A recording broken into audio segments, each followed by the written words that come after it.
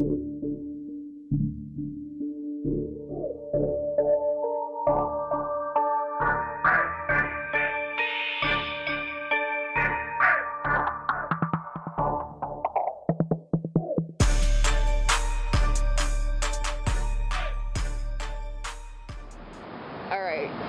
yeah, talk to me about what's been up since the last time we talked.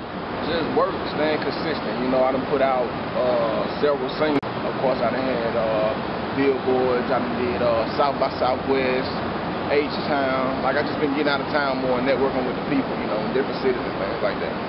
So how are they receiving you out of town? Man, out of town shows love to somebody. It's crazy. Like, they can never hear your music, but if they, you know, fuck with it, they gonna show you they fuck with it. So I said you performed at South by Southwest? Yeah, Coast to Coast had a event out there, and I actually came in second place. Yeah. So it was actual like competition? Yeah, it was competition. You had first place, second place, third place, winner. And out of 50 people, CAPO LB from Shreveport, Louisiana came in second place. So what was that experience like as opposed to like performing in this market? It really just, man, it was just different because like the people that were there, man, they was really fans of music. You know, they didn't care if you were popular or whatever the case may be. If they connected to your music, they was all with it. So I got nothing but love, and it opened my eyes up. You know what I'm saying? Just performing in front of a different crowd. I mean, it's just different than your local. You know what I'm saying? Love or not so much love. So what did you bring back here from that experience? Just the fact that I could actually do it. I mean, as artists, I feel like we all sit out and say, you know, we're going to make it rapping, but think about how many artists never leave Shreveport and go other places. So just going there and them receiving me, I feel like the world will receive me the same way. But that's what you got to do. You got to travel, man. You know what I'm saying? If you ain't in New York or one of them big markets, ain't nobody coming look. When the last time they had a showcase down here where they was guaranteeing artists, you know, some exposure and all that shit?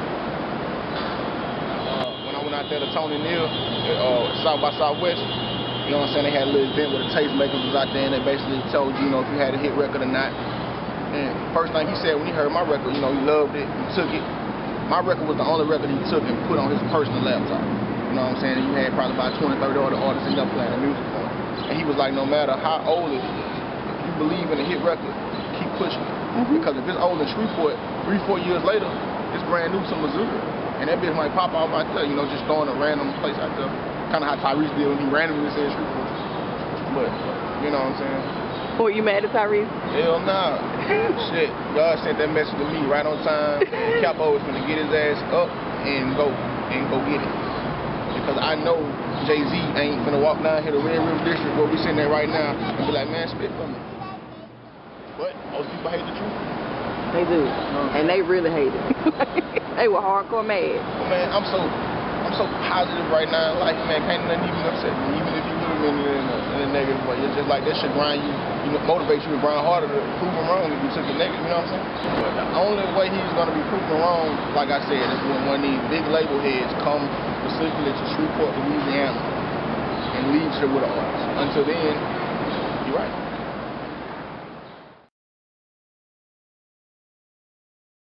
What do you think is, I don't know how to say this. What do you think is the biggest problem with this market and independent artists? Everybody wants something for nothing. Everybody wants overnight success, and we don't have a support system. There's no support system here because everybody wants to be a superstar. You know what I mean? If I see an investment I can make or a nigga can potentially be a bigger superstar than me, I'll fall back and put my money and put my, you know what I'm saying, all my promoting behind this person.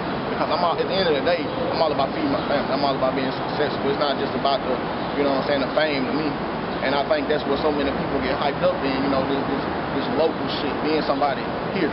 But you take these niggas away from their element and they're nobodies. You know what I mean? If we could just get everybody on board, like, if everybody can decide we're going to push this person, we're going to push, you know, reach back, get this person to push him. Just so many people can get out of here, man. But guess what? If Capo the hottest artist at the time, 10 unknown niggas who recording in their homeboy closet hate Capo. And it's not my fault. You know what I'm saying? And then if Capo fall off, per se, and another nigga get hot, and I'm the type of nigga that's bitter, now I'm taking shots at this man for being hotter than me. You know what I'm saying? It's gonna shift. You know, a nigga gonna be hot than you, but if you just ride your way, you stand your lane, you be good. So what do you think, if anything, could change this? I don't think it's gonna change. I mean, when the last time we had an artist from Shreveport get a record deal, and it only got worse when that artist got the record deal. So I mean, I don't see it changing. I just feel like niggas gotta grind, niggas gotta do what I'm doing, niggas gotta travel. You know what I'm saying? And when it's time for you to get it, you're gonna get it.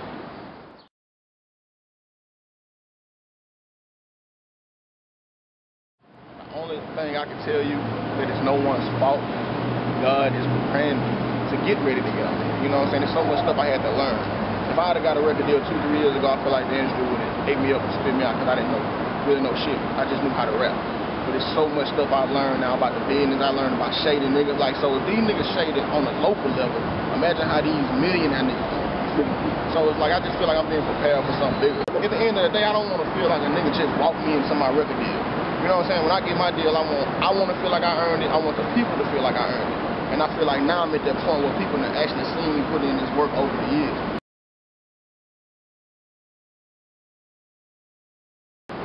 Right now, you're not signed to anybody. Never, ever in life have I signed a contract.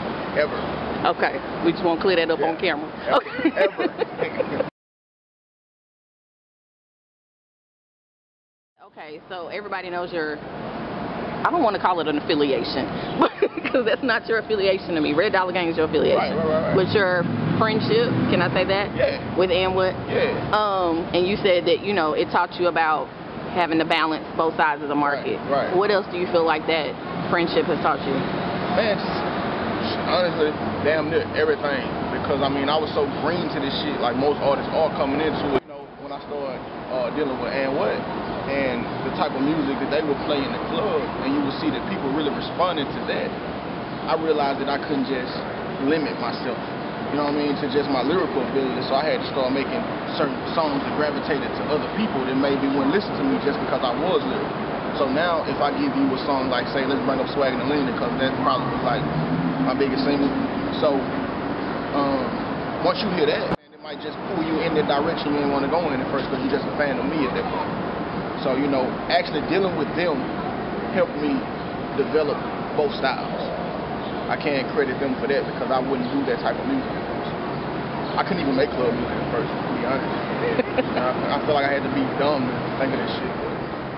You know what I'm saying? There's a lot of niggas can rap, but they not putting themselves out there, you know what I'm saying? So that opened me up to more people that didn't know me, you know what I mean? Just by dealing with them. Once Bebe said, I'm fucking with this nigga, now everybody like, who the fuck is this nigga? So now they doing their research. And the talent been there, they just didn't know it, you know what I'm saying? But now they see it. So it just opened me up to the public.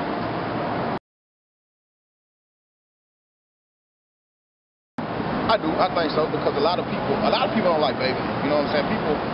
People hate success, you know what I'm saying? And it's like they don't like him, and I'm affiliated with him. I'm cool with him, so they don't like me. And they basically feel like he's doing special favors for me, but it's like, nah, man, I gotta work 10 times harder than these niggas. Like, nothing is given to me. You feel me? Red Dollar Gang is like your company now. Yeah, that's my company now.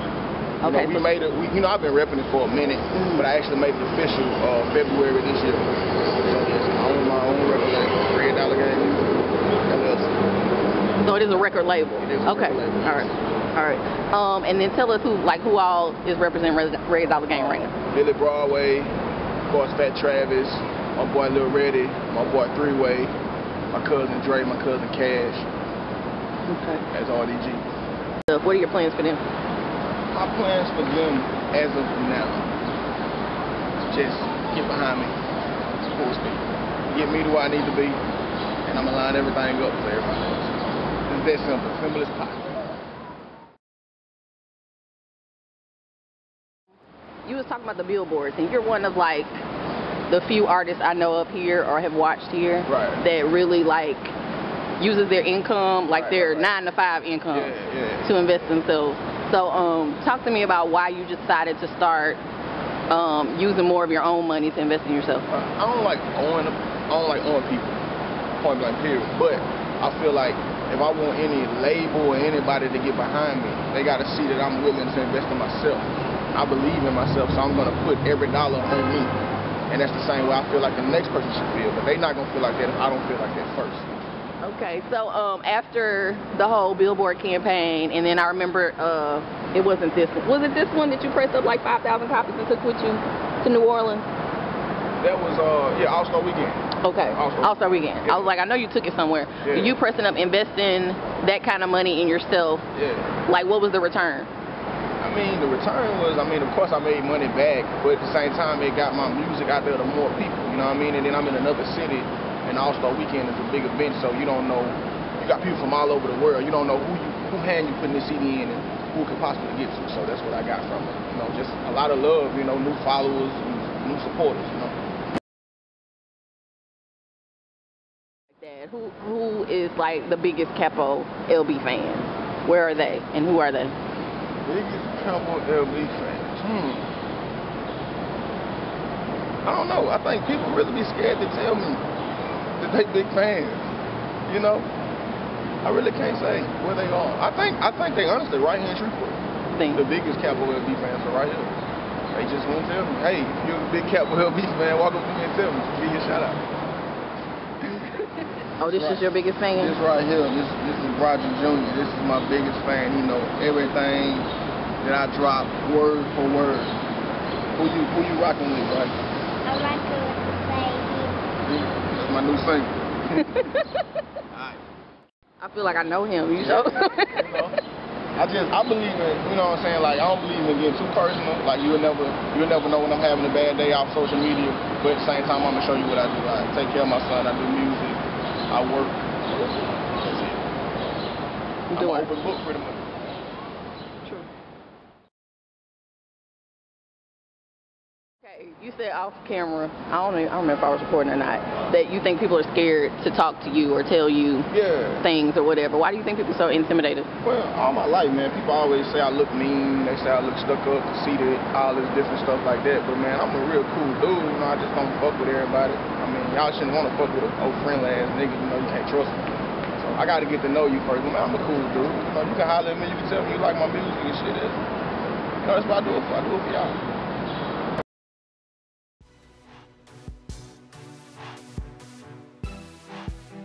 Okay, let's talk about, there's one thing I get a lot from, you don't see it, but women in my inbox, because we're friends now. Right. Talk to me about, man, Capo be posting these pictures, man. What pictures do I be posting? These thirst busting pictures, that's what I call them. You ain't trying to do it, but you know what you're doing. Come on, Capo. I just post pictures. I mean, I don't know. You gonna lie to me on camera. I mean, what I do, I gotta be specific. What kind of pictures I post?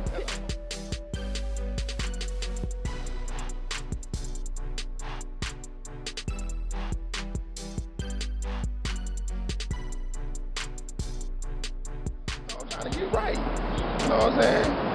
I'm gonna turn the camera like my head is being turned. Trying to get my body right, that's all. You know, I know the people, the anonymous Capo fans want to see that, so I give them that. Do you consider yourself a sex symbol? You just smile on that one. LL, this is the LL of Shreveport, right? LL cool Capo.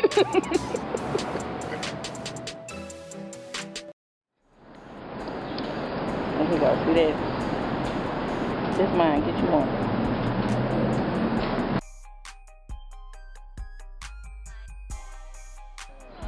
New single. I know y'all probably like, damn, this nigga dropped a lot of singles. You do drop a lot of singles. I do. Because guess what? When the goddamn deal comes, I'm gonna be walking there with goddamn 15 singles, I think I'm gonna be straight. But I got my new single on here featuring Untamed Man, Billy Broadway, called Same Niggas. I got this crazy ass record called Live from the Grave, and it's the full version. It's just crazy. Easy on the beat, man. When are we gonna get like an album, an original Capo album? Never. Never? Not till I get a record in. Keep giving y'all motherfuckers 5, 6 songs. Shit. And y'all can put them bitches together. You so greedy. Stingy. Nah, for real, the reason I don't do it is because I promise you, I done had an album, 2 albums done for like over a year or 2, but I won't put it out because I don't feel like it's gonna be received the right way. You know what I'm saying? Like, first of all, people ain't buying music no more.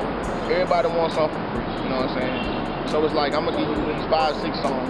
You know what I'm saying? Like, matter of fact, 3 of the songs on here, I done put on the last 3 CDs I put out. But artists don't grind in music like that no more. Back in the day, every mixtape came out, them niggas had that single. So I'm back on that old school shit. So if you niggas tired of hearing Bad Habits, selling dope, and like a rapper, don't get my CD. Cause I'm gonna put that shit on everything until it pops. Cause I believe in the motherfucker.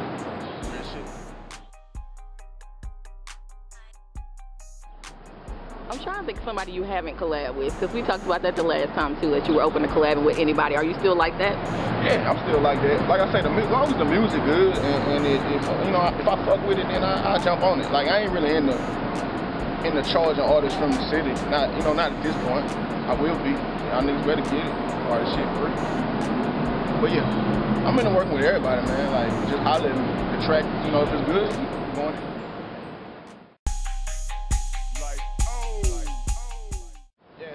Me and Lil One, my boy, like old production, you know, he made like what 85% of my beats.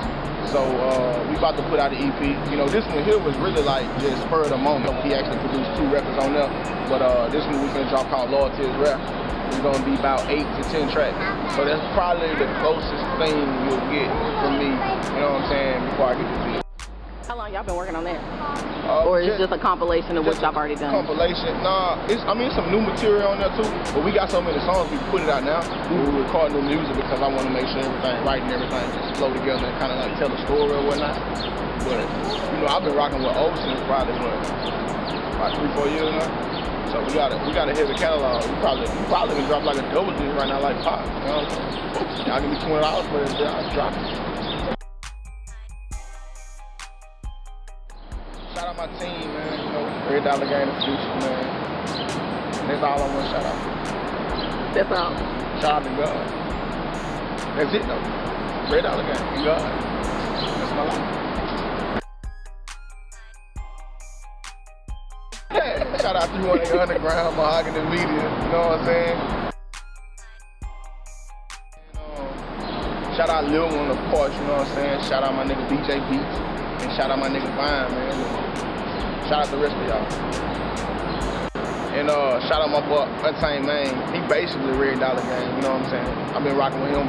Like, you know, it's rare that you find artists that show you support, and this nigga been day one with me, you know what I'm saying? Like, he the type of nigga hit me up, like, nigga, you did this, you did that. And it ain't no dick ride shit, it's just like the nigga really fuck with my music. So I put it on Facebook, but I'm gonna put it on camera. Like, that's probably gonna be, not probably, that's gonna be the first nigga I reach back to when I get right.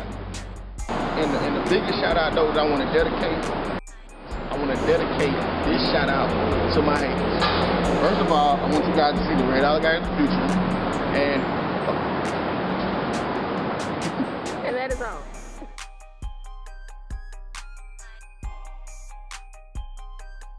We got a few DJs here that do actually fuck with the artist, you know what I'm saying? Like, we can't just, like, a lot of people be so quick to blame the DJ and say they're not doing this, but I can actually say it's a few that's fucking with me. And I don't think I gotta say their names, because fucking with me, you know you fucking with me. If you're not, so I can't offend you. Yeah.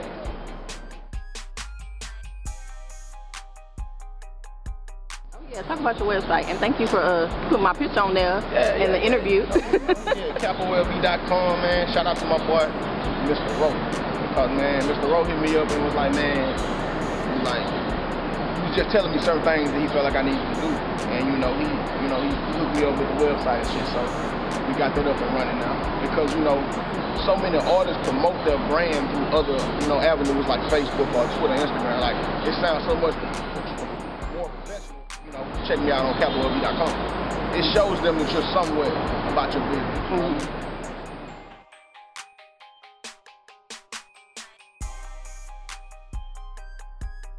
Man, the social media and shit is so manipulated. Like, you can't trust that shit, man. You can't anymore. You niggas, man, around here in Shreveport, Louisiana with 17,000 followers. 2 retweets. I ain't even calling nobody out on it. I'm just speaking, man. So I don't even pay attention to that shit either, man. You can't believe, man, niggas buying followers and shit and likes and comments left and right. You look on their page and she was old white men and shit. Like, nigga ain't listen to your music.